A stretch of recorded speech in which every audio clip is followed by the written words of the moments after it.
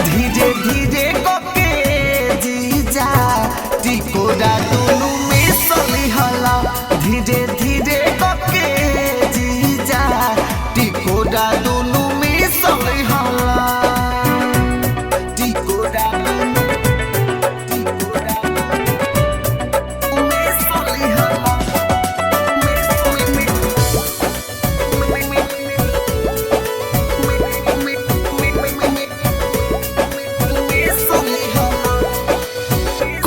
हमाना तबो करेला तंग हो हमर समहन के झाड़ देला जहंग हो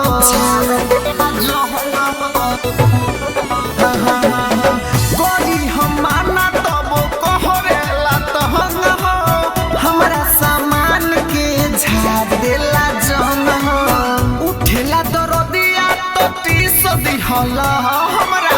उठेला दरदिया तो टीस दिहला धीरे धीरे कोके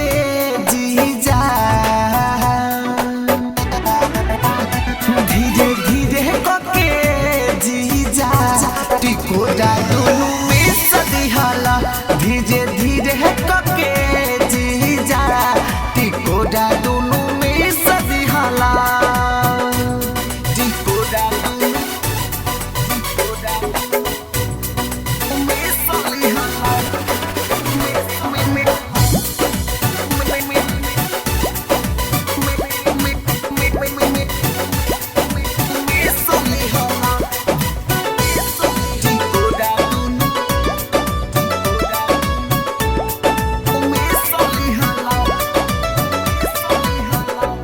न बाजा तू हटा होने दूर हो दिनेश बिहारी जोनी कहद मजबूर हो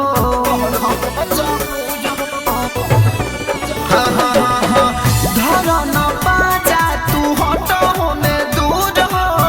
दिनेश बुलेट जोनी कहद मजबूर हो सरसों लाल तू तो फीस दिहला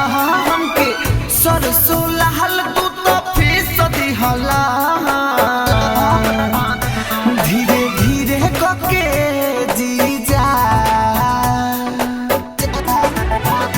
धीरे धीरे कोके